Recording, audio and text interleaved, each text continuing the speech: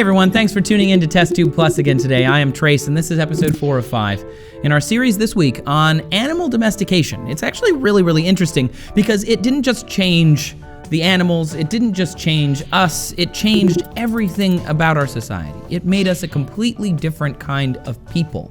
And we have talked so far about when we started doing it and how it helped us and the downsides to doing it. We've talked about how it changed the animals. Make sure you go back and you watch those episodes. Please share this series with your friends, especially if you know anybody that has a dog or a cat or something else, because all of those animals are domesticated. However, there's a difference between domestication and taming, right? Domesticated animals like a cow or a sheep, you get it. A dog, domesticated animal. Something like an elephant or an orca or a dolphin or, something like that. Those are tamed animals. You see a little monkey, out there in the movies clamping the cymbals together or whatever. That's a tamed animal. It's not a domesticated animal. You might look down at your dog or your cat or your goat or your chicken or whatever and wonder, why aren't there more of these animals? Why aren't all animals domesticated? Right? How come we haven't domesticated everything? How come you can have a cow on your farm or a chicken in your Brooklyn apartment or whatever and not have a grizzly bear or a sloth? Well, out of the 148 large mammalian species, only 14 of them are domesticated. One study identified the 6 obstacles that man has to overcome when domesticating an animal. So let me run those down for you. This is really cool. The first obstacle is the diet is not easily supplied by humans. So basically, an animal has to be able to live off food that humans can provide. If the animal can't do that, we probably can't domesticate it. We just don't have the technology. Goats and sheep, those were some of the first domesticated animals because they live off the grass where people live. Dogs were early on because they would live off of our own scraps. We can domesticate cattle and things because we know how to feed them. But a lion, they need a lot of meat every day, and that's hard for us to provide because we need that for ourselves. The second obstacle that we'd have to overcome is a slow growth rate and long birth space. Okay, let me explain this one. Animals that are domesticated need to reproduce fast.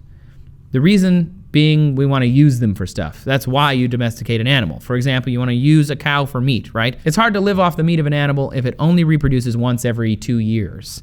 But the animal also needs to grow rather quickly. Elephants gestate for more than a year and a half. It's like 22 months, and they need 15 years to reach adult size. Not a great candidate for domestication. That's a lot of time to have to wait to have this animal. And yes, it would be very cool to have a domesticated elephant, but it takes so many generations that it would just take forever. Another obstacle is some animals are just mean. They're just jerks. They got a nasty disposition. Animals have to be nice if we're going to domesticate them. They can't be ill-tempered. They can't be unpredictable. Even the wolves that were the early dogs that we started to have domesticated in our camps, we only domesticated the nice ones. The mean ones are still wolves, right? Make sure you listen to episode 1 for more on that. Some experts point to this as the reason horses have been domesticated and not zebras, right? Zebras, jerks, apparently. Apparently zebras are jerks, just so you know. You may notice that domesticated, I'm putting it in finger quotes, bison, they live in huge pens. Not barns, not enclosures, not in cattle houses, because that's the best we can do. We can't domesticate them any better than that. They don't handle it very well.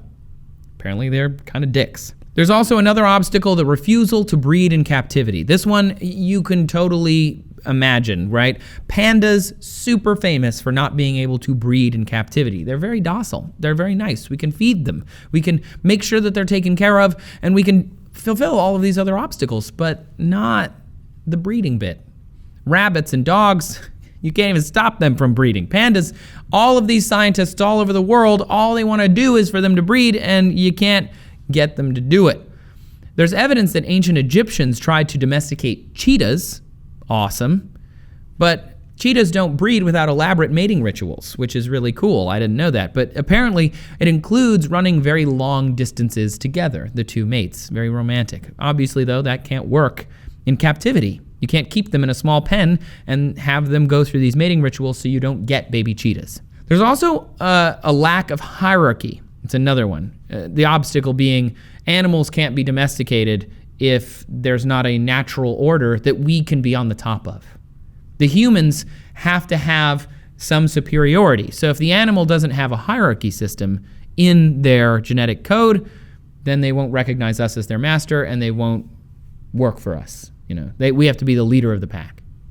Also, animals that panic in enclosed spaces. That's an obstacle to domestication, because if a domesticated animal is in an enclosed space and it starts running in a direction because it's freaking out and it runs into the wall and dies, not the best for domestication, not the greatest candidate, does not get the job. Animals like deer and antelope and foxes, they get nervous and they get skittish when they're put into a small space and they try and escape. But sheep, when they get nervous, they just stick close to each other. Wherever, they just kind of clump up, right? Sidebar, by the way, think about it this way. We domesticated the dog, and we're using the dog, a domesticated animal, to help us work with this other domesticated animal, the sheep. Isn't that neat to think about? We're using one animal and we're using another animal and we're using them together to continue that domestication. I just think that's so cool. Tendency to panic in enclosed spaces, a lack of hierarchy, refusal to breed in captivity, a nasty disposition, a slow growth rate and long birth space, and a diet not easily supplied by humans. Those are the different ways, the different obstacles to domestication.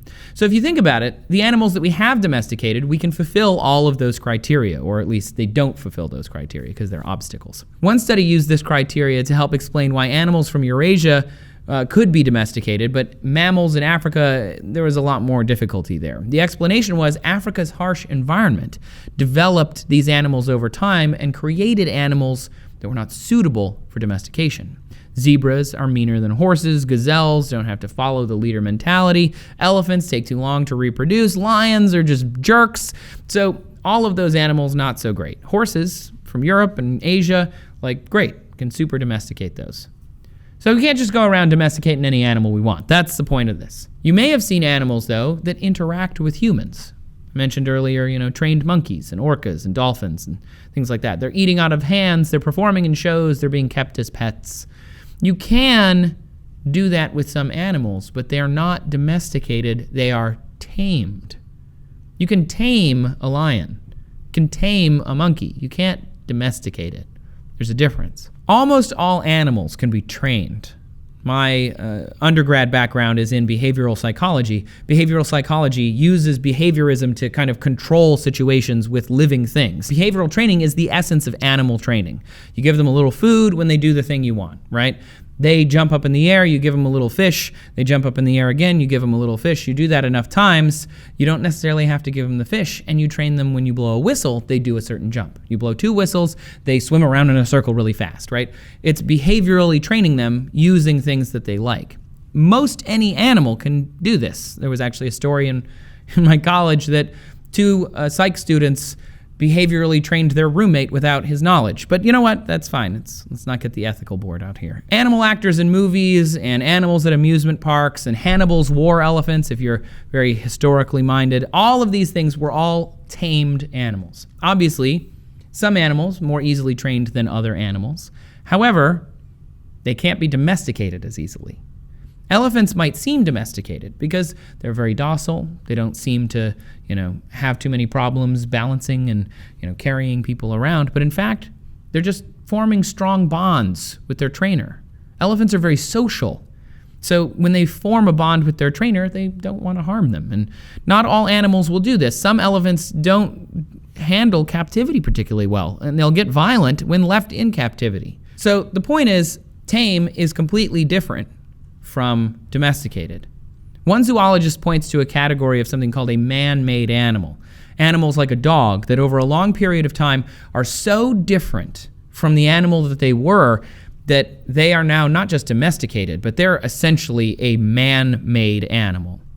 Trained elephants do not show a pattern that is different than wild elephants. They are the same animal. They're just more friendly. Humans have not controlled the reproduction of generation after generation after generation of elephants. Hannibal, the war elephants guy, didn't breed them to a point where they had domesticated elephants. He just trained them to do what they needed. Domestication is groups, taming is individuals. The definition of tame really means that the animal is just no longer afraid of us. And it can happen by our hand, by our training over time, being born in captivity. It can get used to you being around, or by capturing a wild animal and training it. But it can also happen out in the wild. Believe it or not, there's a thing called island tameness. This is when animals sort of tame themselves. When animals live on islands with little or no predators, like the Galapagos iguana, for example, they don't flee from humans. They're not afraid of us. They don't have predators. Over many, many generations, they didn't have a fight or flight response that included predatory animals. So that means when we walk up to them, they're essentially like a tame animal. Even though they don't necessarily do tricks, they just don't run away. So yes, domesticated animals are tame, right?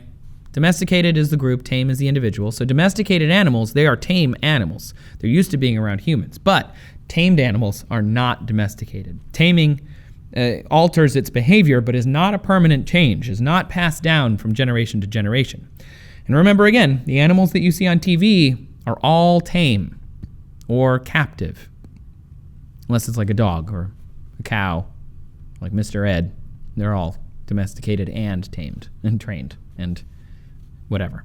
Remember the 6 hurdles to overcome official domestication. Really, really interesting. And also, the most important thing that I don't think we've mentioned yet, although I've kind of mentioned it throughout, is that this takes a long time. It takes many generations to do this.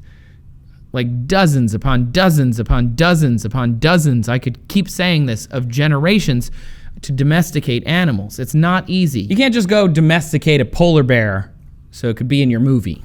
I mean, it'd be really cool, but it would take generation after generation after generation. So let us know down in the comments how you feel about domestication, because domestication fundamentally changes what the animal is, right? We kind of understand that now. Taming is not changing the animal, but domestication is. So what if we could just let them go?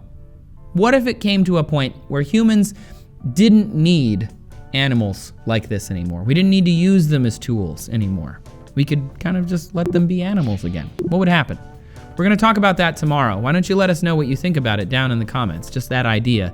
And also come find the show over on Twitter. You can find me at Trace Dominguez. You can find the show at TestTube. You can also find an audio podcast of our show on iTunes, so make sure you check over there. Thanks for tuning in today. I'll see you tomorrow on TestTube Plus.